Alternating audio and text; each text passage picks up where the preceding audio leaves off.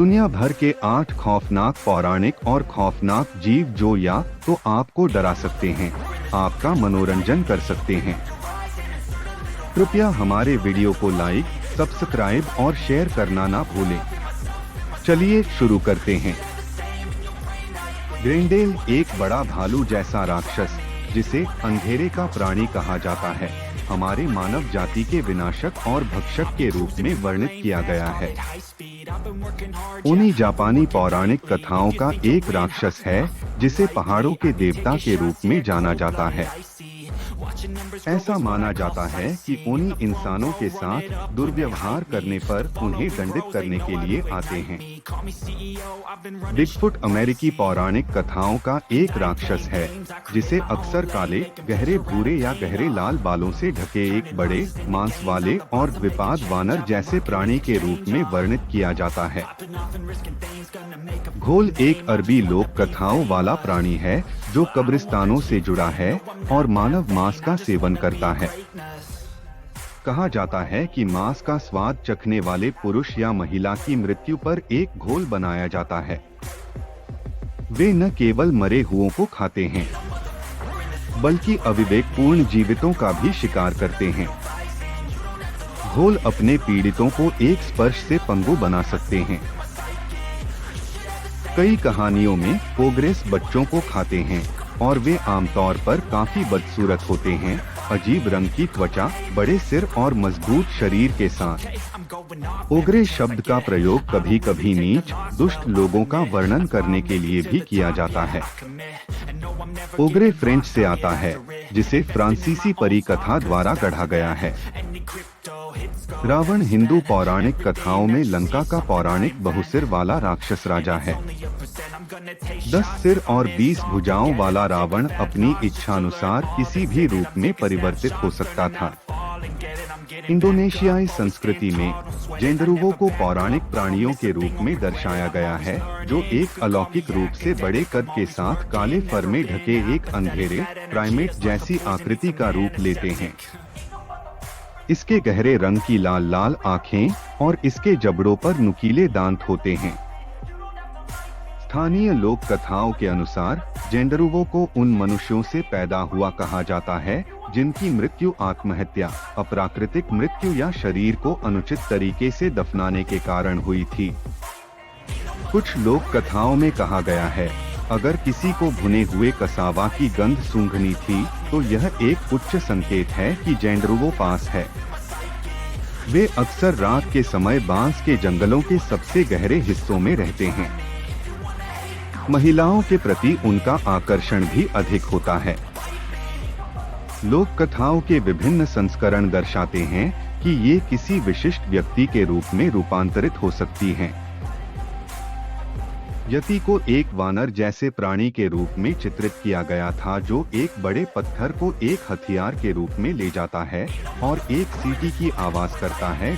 यति को एक बड़े बालों वाले वानर जैसा दिखने वाला पौराणिक राक्षस हिम रेखा के स्तर पर हिमालय में निवास करने वाला माना जाता है। हालांकि इस तरह के प्राणी की वास्तविक दृष्टि की रिपोर्ट दुर्लभ है, लेकिन पारंपरिक रूप से बर्फ में कुछ रहस्यमय चिन्हों को इसके लिए जिम्मेदार ठहराया गया है। मिनोटॉर ग्रीक मिनोटोरोस ग्रीक पौराणिक कथाओं में क्रेटे का एक शानदार राक्षस जिसमें एक आदमी का शरीर और एक बैल का सिर था। अपने बड़े आकार के बावजूद मिनोटॉर बहुत फुर्तीले होते हैं, मनुष्यों की तुलना में तेजी से आगे बढ़ने और ऊंची छलांग लगाने में सक्षम। विशालकाय सींग मिनोटॉर के सिर के विशालकाय सींगों की एक जोड़ी होती है जिसका उपयोग वे किसी भी चीज में, यहाँ तक कि अपनी तरह की किसी भी चीज को काटने और मारने के लिए कर सकते हैं। आउटबैक में रहने के लिए प्रतिष्ठित ऑस्ट्रेलियाई लोकगीत इकाई के लिए योवी कई नामों में से एक है। कहा जाता है कि योवी लगभग 2 से 3 मीटर लंबा होता है। आशमा क्रूरता का दानव है जो क्रूरता को प्रेरित करता है। आशमा की व्याख्या क्रोध और रोष के रूप में की जाती है। एक बगबियर एक पौराणिक प्राणी या हॉबगोब्लिन का प्रकार है जो सभी ऐतिहासिक रूप से अवज्ञाकारी बच्चों को डराने के लिए कुछ संस्कृतियों में उपयोग किए जाते थे। वे छापेमारी और शिकार करके जीवित रहते हैं, लेकिन घात लगाकर हमला करने और बेमेल होने पर भागने के शौकीन होते हैं। मंगकुकुलम चुड़ैलों के समान हैं और प्रत्येक में अद्वितीय क्षमताएं होती हैं, जिनका उपयोग वे अन्य लोगों के व्यक्तिगत मामलों में हेरफेर करने के लिए करते हैं। आमतौर पर मंगकुकुलम एकांत क्षेत्रों में रहना पसंद करते हैं, जैसे कि पहाड़ों या जंगलों में, जहां वे बिना किसी बाधा के रह सकते हैं। हालांकि लोगों के लिए उन्हें देखना आम बात नहीं है। मंगकुकुलम को उनके लंबे, गंदे नाखूनों और बेदाग रूप से आसानी से पहचाना जा सकता है। वे सांप, तिलचट्टे और कीड़े जैसे जानवरों और कीड़ों से भी घिरे रहते हैं। झूबाजी उपन्यास का एक जटिल और विकसित चरित्र है। वह एक भयानक राक्षस की तरह दिखता है, आधा मानव और आधा सुअर, जो अक्सर अपने आलस्य, लोलुपता और सुंदर महिलाओं के लिए लालसा की प्रवृत्ति के माध्यम से खुद को और अपने साथियों को परेशानी में डाल देता है। वह सन वुकोंग से ईर्ष्या करता है और हमेशा उसे नीचे दिखाने की कोशिश करता है। टिकबलाम फिलीपीन लोक कथाओं का एक द्विपाद घोड़ा प्राणी है, जिसे फिलीपींस के पहाड़ों और जंगलों में दुबकने के लिए कहा जाता है। इसे कभी-कभी एक अबॉर्टेड फीटस का परिवर्तन माना जाता है, जिसे लिम्बो से पृथ्वी पर भेज दिया गया है।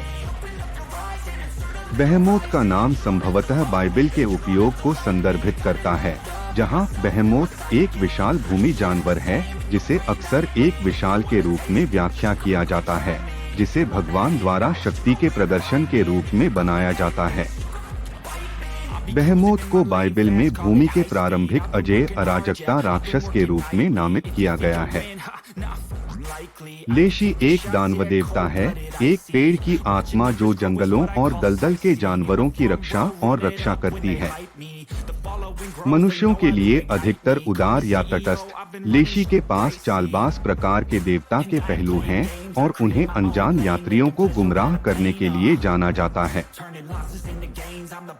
वेयरहेना एक अभिशाप के तहत मनुष्य हैं। दूसरों का दावा है कि वे एक बीमारी से संक्रमित हैं, जिसके कारण वे जंगली जानवरों में बदल जाते हैं।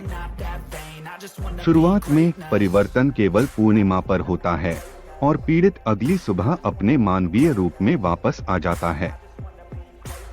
समय के साथ परिवर्तन लंबे समय तक चलता है और पूर्ण चंद्रमा अब परिवर्तन के लिए एक आवश्यक शर्त नहीं है। एक निश्चित बिंदु पर जानवर अधिक से अधिक बार कब्जा कर लेता है। वे आक्रामक और चालाक हैं।